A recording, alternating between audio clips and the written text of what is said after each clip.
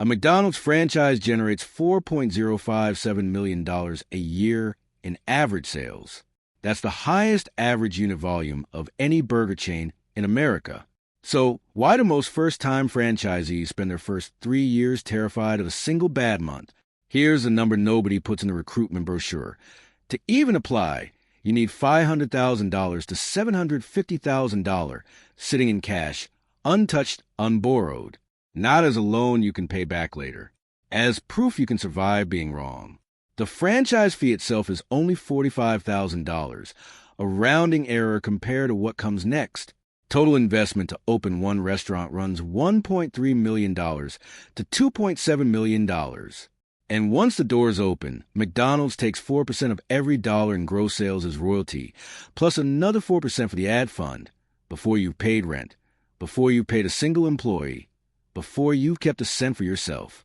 That's 8% off the top on revenue, not profit, meaning it's owed whether you made money that month or not. So if this is supposedly the safest bet in franchising, why does McDonald's require six-figure liquid capital just to knock on the door?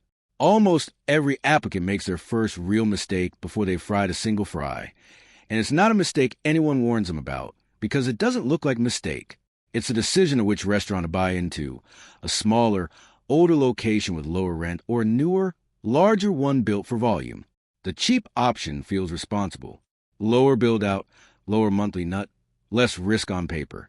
But it also caps how much revenue the building can physically process during the lunch rush, which is where roughly a third of the day's sales happen in about 90 minutes.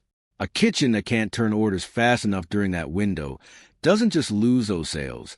It loses the customers who decide the line's too long and never come back. The expensive option, a full rebuild with double drive-through lanes and a bigger kitchen, can push past $2.5 million before it opens. It can chase the $4 million AUV ceiling. But it also means a slow first year, a soft local economy, or one bad summer can strap an operator to debt service they can't cover. Almost nobody chooses the middle tier on their first try, and almost everyone wishes they had. That decision sets the ceiling on everything that follows. And once it's made, the real question becomes, what does it actually cost McDonald's Corporation, not the myth, the actual ledger, to sell you one hamburger? Start with a quarter pounder with cheese, roughly $6.99 on the menu in most U.S. markets. The beef patty, sourced under McDonald's supply contracts, runs somewhere around 45 to 55 cents, depending on commodity pricing that quarter. The bun, cheese, pickles, onion, and condiments add another 40 to 50 cents. Packaging, the wrapper, the box of it, a meal, adds a few more cents. Total raw food cost on that sandwich lands close to $1, and 10 cents to $1.40. On paper, that's an 80% gross margin on the burger alone, and that's a number every how to get rich in fast food video stops at. It's also almost meaningless, because the burger was never the real product being sold. Labor is the next layer, and it's brutal in a way food cost isn't. A McDonald's crew running a lunch rush needs 6 to 9 people on the clock simultaneously. Grill, fryer, register, drive-through, headset, expediter, drink station, even during slower stretches, because understaffing during a rush doesn't just slow service, it collapses it. At $16 to $19 an hour, depending on state minimum wage, especially in markets like California, where fast food minimum wage sits near $20. Labor alone eats 28% to 32% of gross sales industry-wide. Add paper and packaging at another 2% to 3%. Add utilities. A McDonald's kitchen runs fryers, grills, freezers, and HVAC nearly around clock at roughly 3% to 4%. Before rent, before royalty, before the ad fund.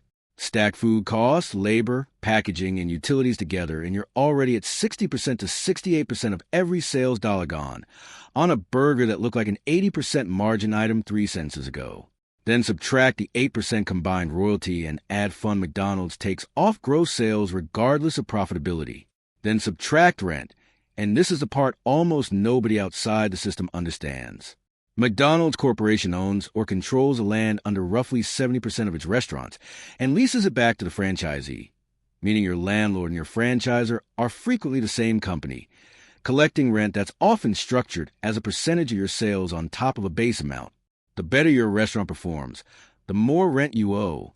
What's left after food, labor, packaging, utilities, royalty, ad fund, and rent, before insurance, before equipment maintenance, before your own salary, is typically 10% to 16% of gross sales. On a location doing the average $4 million a year, that's roughly $400,000 to $640,000 of operating income before occupancy costs are finalized and before debt service on that $1.30 to $2.70 million investment gets paid down. That's the real margin, not 80%. Somewhere closer to a tenth of it, and every point of that 10 to 16% has to survive a bad week before it becomes your money. More volume sounds like the fix. It isn't, not automatically, because McDonald's does the overwhelming majority of its business in two narrow windows, an 11 to 1 lunch rush and a 5 to 7 dinner rush, with breakfast building a third smaller peak. Outside those windows, the same kitchen, the same rent, and a skeleton crew are burning fixed costs against a trickle of orders. Push more customers into the peak windows, and you don't get proportional profit. You get the same labor cost stretched thinner per transaction, right up until the kitchen physically can't keep pace and speed of service collapses, which is the single fastest way to lose a customer to drive through across the street. Busy is not the same thing as profitable. So who's actually keeping the lights on isn't the lunch rush crowd ordering a $6.99 combo once a week. It's a much smaller, much more consistent group. Break the customer base into rough tiers, and the pattern is stark. The occasional visitor, maybe once or twice a month, spends around $9 to $12 per visit and contributes almost nothing to predictable cash flow. The regular, a few visits a week, often breakfast or a mobile app order on the way to work, spends $200 to $350 a month and forms the backbone of daily revenue. Then there's a small segment that orders through the app multiple times a week, adds a large size, a second sandwich, a McCabe drink almost every visit, spending $400 to $600 a month, sometimes more. That top tier is disproportionately responsible for the restaurant clearing its fixed costs early in the month rather than late. The entire menu design and app promotion strategy, the size-up prompts, the app-exclusive deals that nudge a $6.99 order toward $11, exist specifically to migrate more customers from the middle tier into that top tier, because the marginal cost of an upsized fry is a few cents and the marginal revenue is almost pure profit. Underneath all of that sits a cost structure most franchisees don't fully feel until they've signed. Because McDonald's is structured so heavily as a real estate operation, the lease terms attached to that arrangement come with their own trap clauses.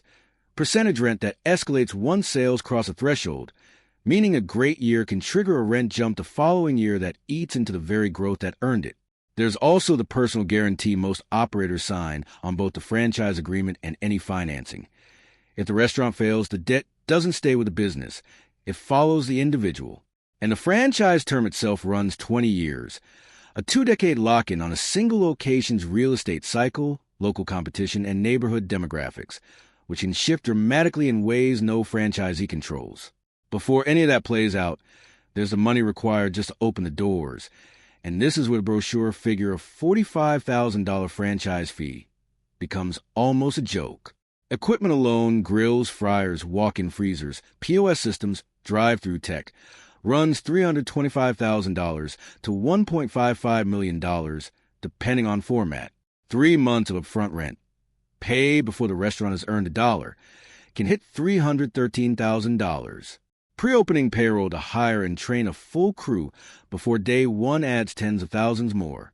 Opening food and paper inventory, required training travel to Hamburger University in Illinois, permitting and inspection fees, and a working capital reserve McDonald's requires you to hold in case the first few months underperform.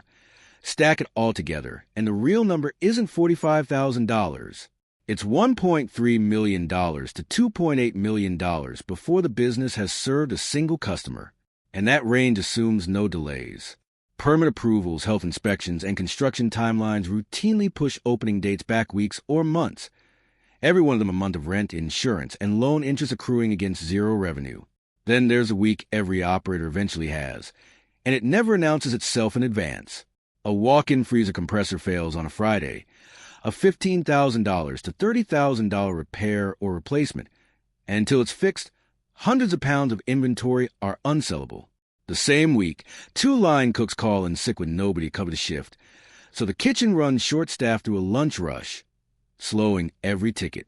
Layer in a supply disruption, the kind that became routine during 2020 to 2022, when beef, potato, and packaging shortages forced restaurants nationwide to 86 menu items mid-shift, and a normal week turns into lost sales that don't just pause, they migrate. A customer who has a 20-minute drive-through line once doesn't wait out twice. They reroute to a competitor down the street, and reversing that habit can take months of marketing spend on locations cash flow wasn't built to absorb. And that competitor is worth naming directly, because McDonald's isn't just competing against other franchisees. The brand itself is competing against fast casual chains and regional players that can move faster and spend less. McDonald's operates roughly 40,275 locations worldwide, about 13,400 of them in the U.S., with close to 95% franchise rather than corporate-owned. A scale advantage in supply chain pricing, national ad spend, and brand recognition that an independent restaurant simply cannot replicate at any price. The gap isn't in food quality or service speed. It's a negotiating power that comes from buying beef, potatoes, and packaging by the billions of pounds a year rather than thousands. A single McDonald's franchisee can't out-negotiate that supply chain and can't outspend the national ad fund it's already contributing 4% of its own revenue into. What the individual operator can compete on is hyperlocal. Speed inside their own 4 walls, staff who actually know the regulars, and the app-driven upsell relationship with the top-spending tier of customers that a faceless corporate algorithm can only approximate from a distance. Here's the part that reframes everything that came before it. The sandwich was never the profit center. The most consistently profitable line on a McDonald's P&L isn't the quarter pounder. It's McCafe and beverages, where a large fountain drink costing roughly 15 to 20 cents in syrup and cup sells for $2.50 to $3.50, a margin north of 90%, dwarfing the burger's 80% on paper, 15% in reality economics. The app functions the same way in a different form. A mobile order with a size-up prompt or an add-on suggestion converts almost pure incremental revenue at close to zero incremental labor costs, because a crew was already going to be standing at that station regardless. One large McCafe drink upsell is worth more to bottom line than several dollars of additional burger sales, because nearly all of it survives a trip down through food cost, labor, royalty, and rent that the burger doesn't, which is why the same starting revenue number can produce 2 completely different years for 2 different owners. Take a location doing $3.2 million in gross sales, a realistic, unexceptional AUV. Run it once with everything going right. The owner chose a mid-tier build-out instead of overextending. Staff lean but not thin. Pushed app adoption hard enough that upsell revenue meaningfully padded the top line, avoided a major equipment failure, and renegotiated a rent structure before it escalated. That version nets somewhere around 14% to 16% after all costs, including debt service. Call it $450,000 to $510,000 in owner take-home. Now run the same $3.2 million with 4 or 5 ordinary things going wrong instead of catastrophically wrong.